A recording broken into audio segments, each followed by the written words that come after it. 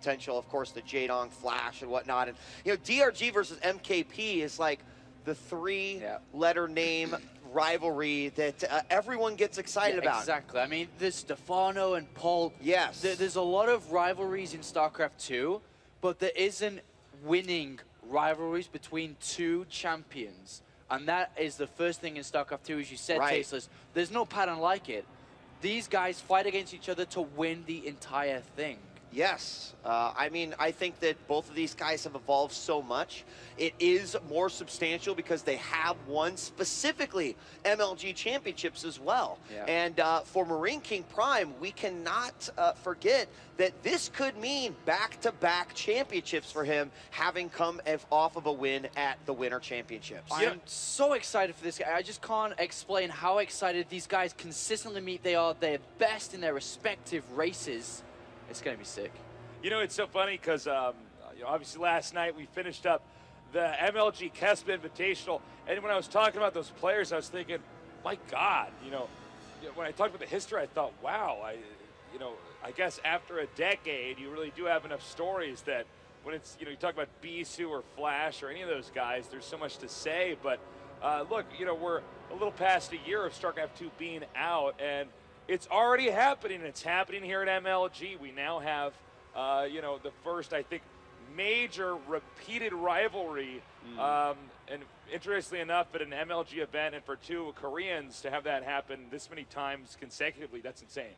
Yeah, it is wild, man. But I can't really wait too much longer, guys. Me neither. I started it. I think you need to make some noise here. This is go pretty crazy, epic. Guys. It's Marine King Prime against DRG. And the map will be MLG SV Cloud Kingdom. And we're going to go ahead and introduce the starting locations and the player IDs. Currently in StarCraft 2, massive history here at MLG. The #1 Zerg in the world. Unbelievable, especially, and watch for this, guys, after the third base, he's off the hook. It's so hard to survive. Give it up for DRG.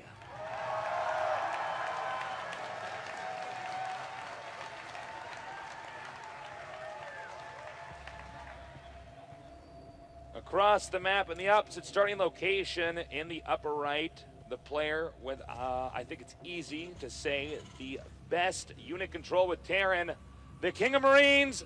Give it up for MKP. He's so good he wasn't even using his hands in that shot we had. Well, I tell you, man, this is just so epic to see these two fighting, especially after last night with that Kespa Invitational. I mean, we saw rivalries in there, and now we have these rivalries, as you said, forming now in StarCraft 2. How many MLGs will these two have under their belt by, you know, next year? Well, you know, it's well, there's 4 MLGs left, right? So I guess 7 altogether. Well, you know, it's so funny because this kind of stuff just does not happen. How often you have major rivalries back to back, you know, at the same event like this. Yeah, it's you know, wild, at man. this phase of the tournament, it's not like, holy cow, guys, it's round of 8, and once again we're seeing, you know, DRG and MKP face off. No, this is the winner's bracket final. I mean, they're both top 3 no matter what. That's it. I mean, there's going to be one other person that has a chance to win. So already these guys have statistically a huge edge on everyone else in the tournament. Yeah, and no matter what happens here, these guys are once again etched into the esports history.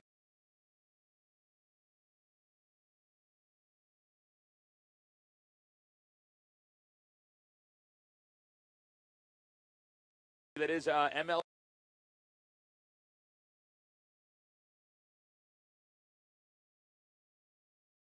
here. Yeah.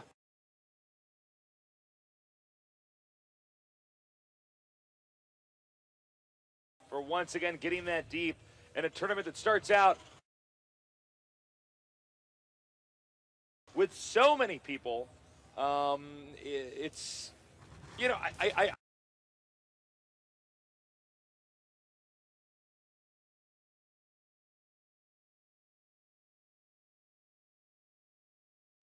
I know I keep repeating myself here, but this is just so a wonderful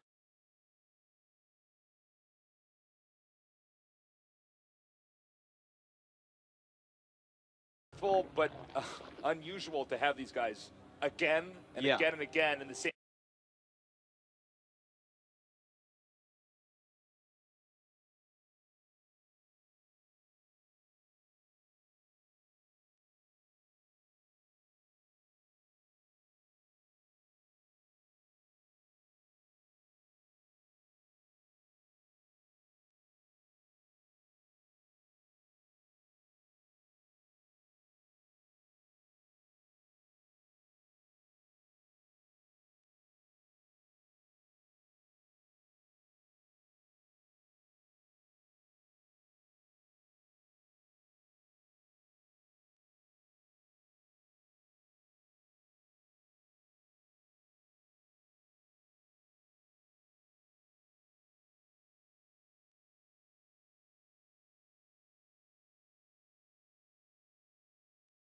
I think you're absolutely correct. You know, it's funny. I think previous to the most recent patch in the game, I think Terran players were way too dependent on Hellions. Yeah. Oh, definitely. They were just, you could get away with anything. You just put Hellions out there and then you do whatever you want. But that's kind of changing now. Not to say that what Marine King Prime's doing is wrong or something like that, but it's just kind of interesting to see that this component of the metagame is still there. Yeah. Well, right now those Hellions, you know, they're not really doing that much. As we see, he does have a little pack on, but they keep getting chased away by those Queens. Now, he's got to be careful here with the Spying Crawler only at that third. The Hellions could possibly run in and try to get some drones, but, you know, as long as DRG doesn't lose too much, he's going to get to that crazy 3-base economy that you were talking about earlier. Yeah, exactly. And, you know, one thing that is really characteristic of DRG is the fact that he kind of ignores his opponent until the third base is up. Occasionally he'll throw out a couple units, but it's never really to win the game. It's generally to kind of, you know, break a leg of the opponents, you know, cripple them in some way. But no, it's normally that he just gets 3 bases, and then after all the parts of the machine are in place, it activates this this moment in DRG's play where he suddenly starts harassing, he tears the guy apart from different corners, and in all the games I've casted of DRG, I would say 9 out of 10 pro gamers just do not keep up. That's they totally just true. don't get out of their base, or if they get out of their base, they lose their main, and then it's a simple base trade, which DRG is an expert at dealing with. Well, you know, style is something really coming into it right now at the top level. DRG is a mechanical genius. This guy, he macros like a king, obviously very good at everything else, but that's really his strong point. So when he gets there, he's going to be feeling just great. Now, notice the creep spread. It's getting pretty out of hand. Those Queens are in the middle of the map, and he's actually gaining map control through the creep. He has a band of Queens on the map, when normally you would see a bunch of Hellions out there. He's controlling it all with those Queens. Now, I want to point out how much better DRG's creep spread is than the guys we saw last night from Kespa. I mean, these StarCraft 2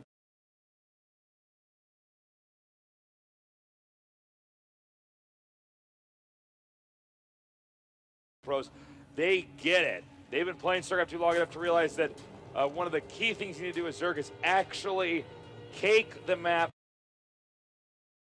with creep. It makes everything difficult for the Terran. Oh, definitely. They have to scan so many times to get rid of them all. You have your speed bonuses. You get to see everything. It's just amazing. Now, we do have MKP moving out a little bit. He's 10 supply down only, and he does have nice upgrades with those 1-1, but there is 1-1 on Zerglings for DRG, as well as 11 mutas on the way. Okay, Terran moving out now. He's in dangerous territory. No, DRG did not activate his 3-base play. He's took 5, stayed passive, mixing up his style a little bit here. DRG very clearly did not want to try to defend that hatchery because, to be frank, actually taking 5 bases at this point in time can be a little bit dicey. Yeah, you know, it was smart to take 2 bases at once. He can lose one, it doesn't matter. What he wants to do is get on that 4th base right away. Right. All right, now, Marine King Prime did not turn around. And here comes the attack now. The Zerglings spilling down. Banelings hitting siege tanks. They should be hitting Marines. Ranking Prime spreading out, but is that going to be enough? No, there's just not enough Marines here. DRG cleaned this up, and really nice play. This is the sign of a good player, guys. When he's comfortable, there's no hesitation. He says, fine, keep the hatchery. Take it. Give me another 10 seconds, and you're going to lose your whole army anyways. And you know what? A hatchery is a drone and 300 minerals. An army is what you've been building up the entire game. You know, that's actually something very important, Tasteless. You have to kill Terran armies with Zerg. Yeah, sometimes you can kill enough of their economy to make the difference, but it's really important to reduce the size of that army so that you can actually max out and be able to fight them correctly. Yeah, particularly with medevacs and siege tanks. Yeah. More so than Marines. Yeah, exactly. Right. Those are expensive. He's moving out again. This will be canceled. Oh, God, actually let it die. Sorry, DRG. Had too much faith in there. So now he's going to go ahead and try to get the third base here.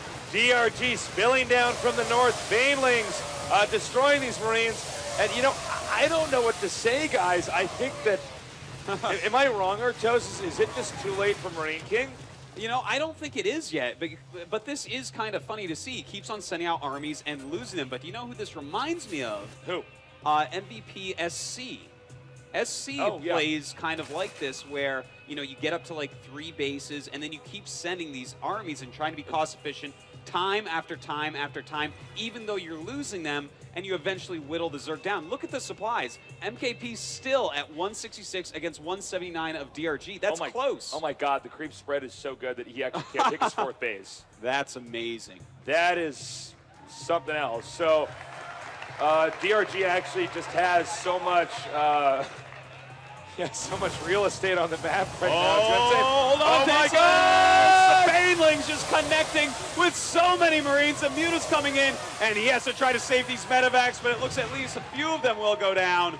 Huge moves by DRG here. The command center taking a lot of hits here. Imping at the command center. That's just another huge blow to Marine King. Marine King trying to go in here and save it. He cannot. The Banelings now chasing the Marines. And it looks like he will hold that, but he lost his command center. So Marine King's going to have a very hard time getting up a 4th base. He's lost a lot of armies, still has a lot of supplies, sure, but with this creep spread and the extra base, with a 5th on the way once again, DRG is looking strong to take this game. You know, to be honest, I think our Terran player needs to expand to the center right location, the location without the creep. Yeah, right here, because that top center is completely occupied. But Tasteless, he already has a refinery up there. As you guys could see, yeah, it's too bad he invested in that refinery. I don't know if that's going to be used anytime soon. I think that's going to be an antique on this map by the time this game is done. Now, oh, here we go again. DRG coming in with Lings and Banes.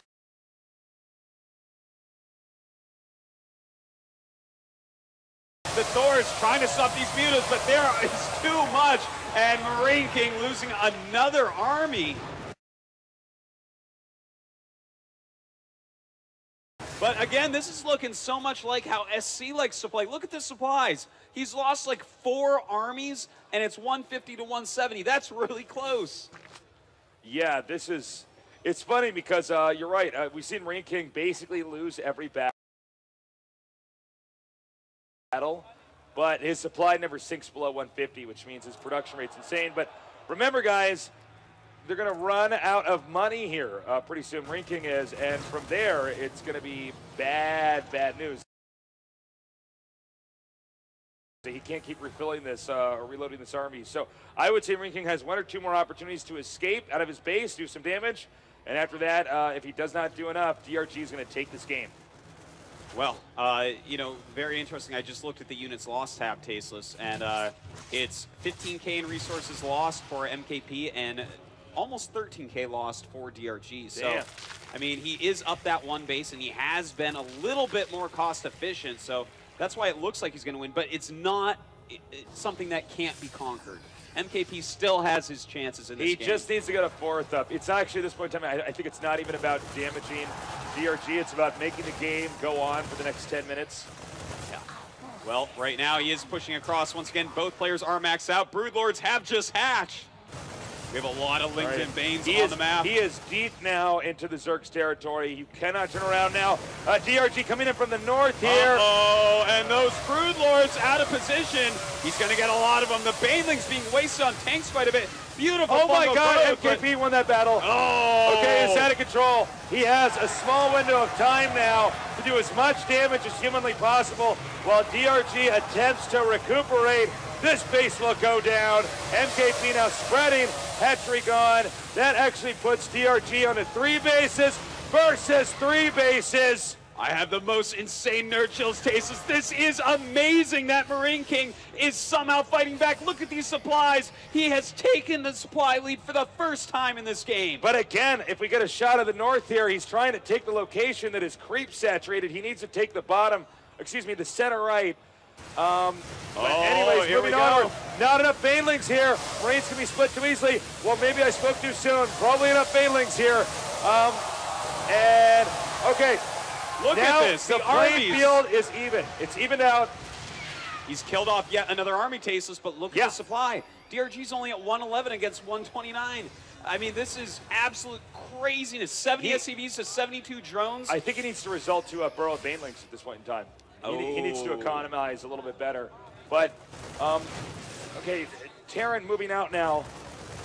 I actually thought this game was going to be over from ranking, but I guess I was wrong. Oh, man, this style, we don't see it that often, but it can be powerful. Taking a shot of the minerals here. If we can see the quickest shot of the third base here for the Terran.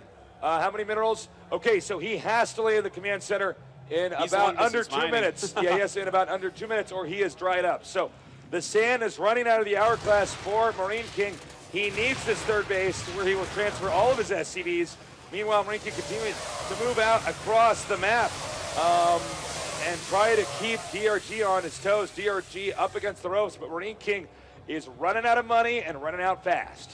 You know, this game is already 22 minutes old, but it is a scrappy one. Just both of them actually falling to very low economies, barely mining at this point, and it's going to come down a lot to micro now. Now, that, of course, is very good for MKP, but DRG is making a few infestors here and there, which are going to help out a lot. If we can get a shot of the 2 mining bases for Zerg here, I want to kind of show this to the audience. See how many minerals are there? And then if we can get the other Zerg base that's mining. Lots of minerals. Now let's go to the Terran's base. A lot of drones on follow there, by Terran's the way. fourth, please, thank you. Just now going to get that. That's all that Marine King Prime has. I don't know why the hell that's not landed yet. I don't know if that's underneath that. Oh, is there still creep under there? Oh my God. There's a lot of creep there. And there you go. Creep being cleaned up. Okay, so guys, to kind of next chapter of this game, Marine King Prime survived. Landing the command center, game goes on. All odds against Marine King previously. Now he's alive. DRG still with a healthy economy. And I would say not a lead, but at least more stability, more flexibility. We're going to see if Marine King can try to MacGyver his way out of this position now. Tasteless right now at that 1 mining base of MKP. He has like every single mule. Jesus Christ, that's a lot. That is so many SCVs. He has 8 times 6 plus 6. That is a lot. I don't know how many that is, but that's basically everything, Tasteless. So yeah, if he can get over there with a couple infestors, throw down a couple fungals on that, that could just end the game. Dude, you know what, actually, with the position of the Zerg's 5th base at the upper left, he has a premium opportunity here to go over the high ground of the Terran's 4th, actually, right there. He can actually just like throw infestors and fungal, all that. I don't know if that's going to happen, but that's something we could keep an eye out for. That would be a huge moment. You know, you're not supposed to put that many SCVs on the patches. They don't even help at that point. Yeah, you actually better uplog this as mining from another base. Yeah, or just letting them sit around. Or just having them run into Banelings, whatever. Yeah, anything but what they're doing. Yeah. So right now we do have these ultras moving up. He's got to be careful. Only 2 infestors here. Nice fungal actually, and a beautiful fungal once again. I'm really surprised to see DRG attack there. Are you? I feel like that's like actually the place you probably should attack. There's no planetary at the 5th. That's actually absolutely. Well, you can't attack the 4th just because there's so many units there. But yeah, attacking up there where there's a sensor tower and he could be trapped, it's dangerous. But he did get in and get out, so that was good. Now he is backing up a little bit. A lot of Banelings were being made, but he canceled as Marine King was moving south. That was a pro move right there. Get the hell out of there. We saw Stefano bungle some games earlier. He was not comfortable canceling after starting. Okay, Marinking's pushing out. Both of them I are think maxed again. This should be the tensest moment of the game, as both players are still in fragile states here, despite being maxed. Oh, here we go. So many Banelings rolling in. The Ultras coming in from both sides, and Marine King looks like he is going to be crushed here, but the supply staying relatively even. The Ultralisk crushing through everything. Can the Ultralisk get up here and take out the only source of income for Marine King? A mass exodus. 62 SCVs.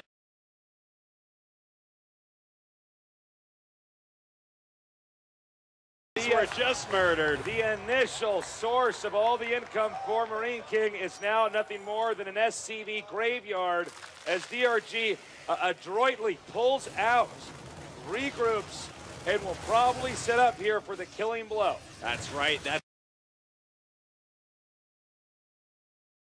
all that's left here, Tasteless. No matter how good his micro is, it's not going to stop Fungal's Ultras and Lings. Here he comes, going for this final killing move.